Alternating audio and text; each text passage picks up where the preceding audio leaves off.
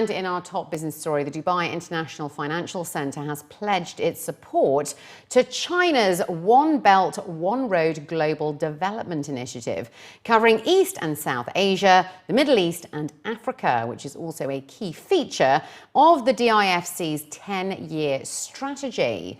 His Excellency Essa Kazim, the governor of the Dubai International Financial Centre, finished a week-long visit to the country with a top-level party and stated that the DIFC's 10-year strategy is providing new avenues for Chinese trade and investment flows, aligning the country's efforts to diversify and source new consumers for its economic production. He added that the DIFC's position at the heart of a vast economic region with an estimated combined GDP of $7.9 trillion will help China catalyse the OBOR Trade and Investment Initiative. The DIFC's 10-year strategy targets an increase in assets under management from $10.4 billion to $250 billion, balance sheet growth from $65 billion to $400 billion, and a financial company portfolio of 1,000 firms, up from 382 in June 2015. The total workforce employed within the centre is also expected to rise from 18,521 to 50,000. It was also noted that 7 Chinese corporations, including its 4 biggest banks, already do business in the DIFC. The China visit follows an earlier trip to Mumbai to tap into new opportunities in the Indian financial scene.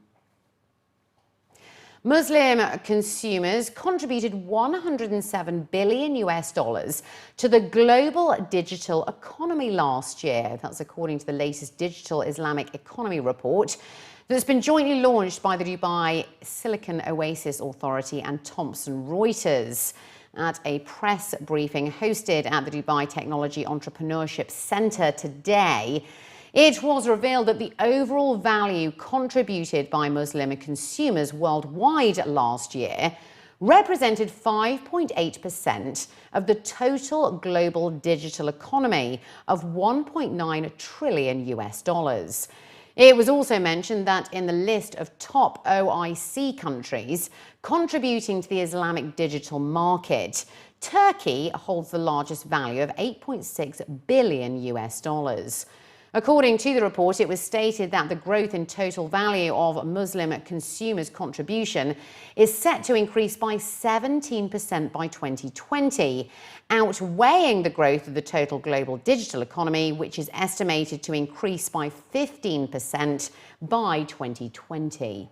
Commenting on the most popular categories of Islamic lifestyle services currently on offer across websites and mobile platforms worldwide, officials added that while 21% of users opted for news and insights, followed by retail sales and media and entertainment, other categories such as sharing economy, social commerce, and Islamic finance investment services were also popular.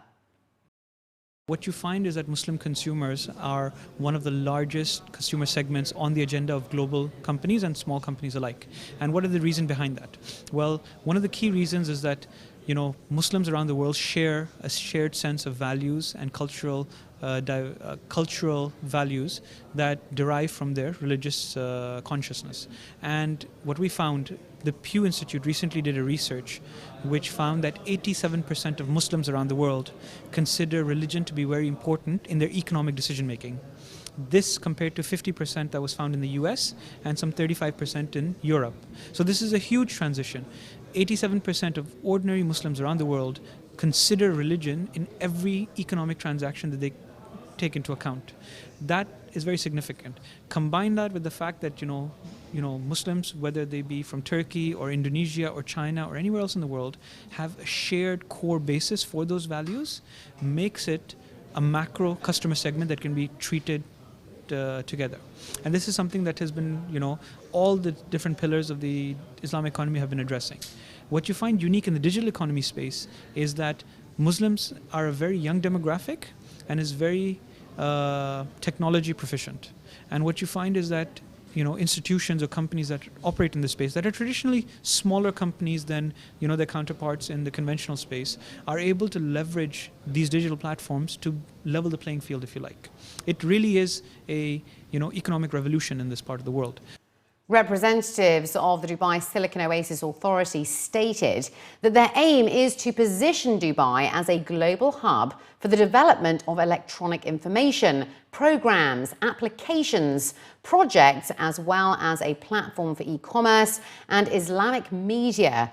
And through the establishment of the DTEC, they are not only able to support startups in various domains, but also support digital Islamic services and Arabic content initiatives. Officials also stated that the inaugural Innovation for Impact competition, taking centre stage at the Global Islamic Economy Summit next month, has received a great response, with more than 150 applicants from 35 countries eager to showcase their entrepreneurial skills at the mega event.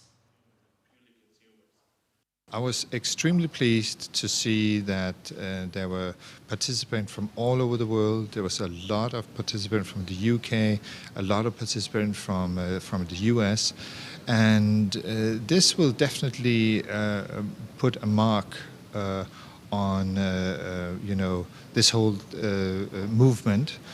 This will be a beacon of light for further competitions, and definitely had upped the standard of how to do these things. So I think this sets the mark, and it sets a mark in the market for future competitions, and will definitely be a driver of future initiatives. And this is what we want. We want to help further the Islamic economy. Etihad Airways is looking to deploy cloud-based solutions across its human resources, finance and procurement and supply management functions in order to drive future growth. As a part of a company-wide business transformation program, the SAP technology will enable the airline to redesign its back-office processes, according to a statement, standardized across its subsidiaries and partner airlines, beginning with Air Seychelles, and scaled up to support its continued growth. A new Etihad Airways careers website has also been launched, which indicates a fresh layout, job alerts, real-time job status, and integration with LinkedIn. Mona Waleed, the Etihad Airways Vice President of Talent Acquisition, was quoted as saying that as Etihad Airways crosses the 25,000 employee milestone, we need to redesign our recruitment processes in order to benefit us, our HR team, and the 250,000 applicants who apply to work at the airline every year. The UAE Central Bank has announced that it will put 1,000, 20 and 10 dirham currency notes into circulation for the blind and sight-impaired. The banknotes will include new tactile features engraved in bleed-off intaglio printing on the edge of the note's short sides. The tactile feature on the 1,000 dirham denomination consists of a pair of 4 horizontal lines. The 20 dirham note consists of 3 separate horizontal lines, while the 10 dirham note consists of 2 separate horizontal lines. The overall design and other specifications will be the same as the currency notes currently in circulation.